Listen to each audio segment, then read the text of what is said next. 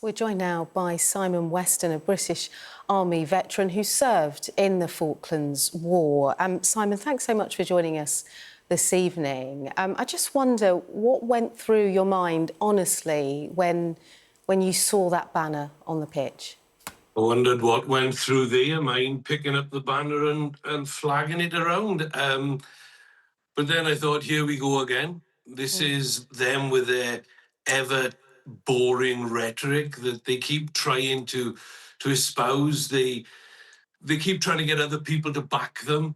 But the fact is, if you look at history, the Argentinians have never, ever owned the islands. They've never lived on there. They've never worked them. The fact that we took it over from the French, but the French couldn't make it work. And then we took down a load of Scottish hill farmers who did make it work. And we've been there longer than anybody else has ever tried to be there. And we've made a success of it. But in your report just now, the hint was there. The fact that oil is present there. And because of Argentina's economic crises, which is what started the Falklands War 44 years ago, is the same as they have now. They have raging inflation, they have real problems, but what they want is to be able to exploit the oil. But what we can't guarantee is they'll do it decently.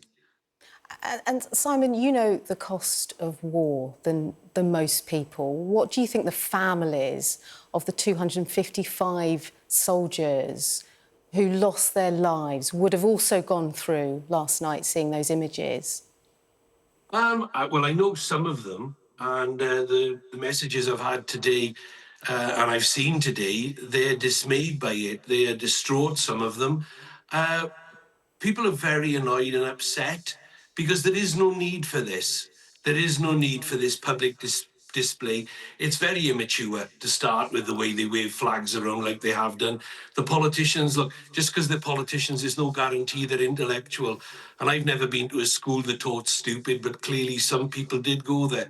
But the fact of the matter is that we are seeing people being bullied. We are seeing the Falkland Islanders being put under threat, made nervous because of their near neighbours, 400 miles off their coast, creating great stress. They call us pirates. They're the only ones who've taken ships off the high seas. They're the only ones who've impounded fishing vessels and supply ships. They've done all that, not anybody else. So, you know, they really ought to look to their own laurels and realise they're the ones, the hypocrites, who are actually doing things to hurt people. But then again, they're the ones who invaded 44 years ago. You know, they're the ones who started that, not us. So you must have spent some time since you saw those images thinking about what should happen next. Of course, FIFA say political messages in the game have no place. Is a fine enough for what we saw yesterday night? I don't think so now, because let's face it, £20,000 when they had a professionally made banner which said the exact same thing. £20,000, well, that wouldn't buy Lionel Messi's breakfast.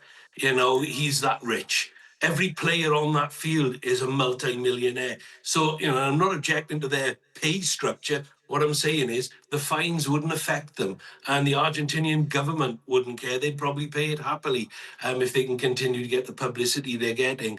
But what should be looked at is some better sanction. This is not the only time they've sung the songs in the changing room, which they've then put on social media. They've even got history of having the former field hockey captain for the Olympics doing press-ups and stretches on the war memorials. So the disrespect is there.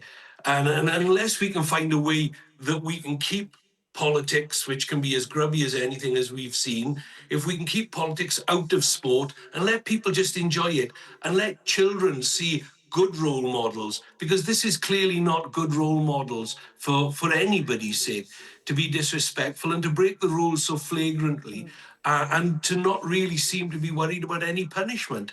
FIFA have to do something. They've laid we can't wear a poppy on our international jerseys because they say that's a political symbol, which we all know it isn't. But Australia, New Zealand, South Africa, America, Canada, the symbol was created in America many years ago. It's not political at all.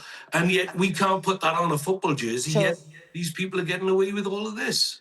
And just to wrap then, Simon, briefly, that final with Spain, all eyes are going to be on Argentina once again. What would be your message to the players on that day? Be more respectful. I mean, there's two teams. Spain got sanctioned for their singing of songs about Gibraltar. So that's just recently happened. So they're two countries that are very aligned. They just have to be more respectful and obey the rules.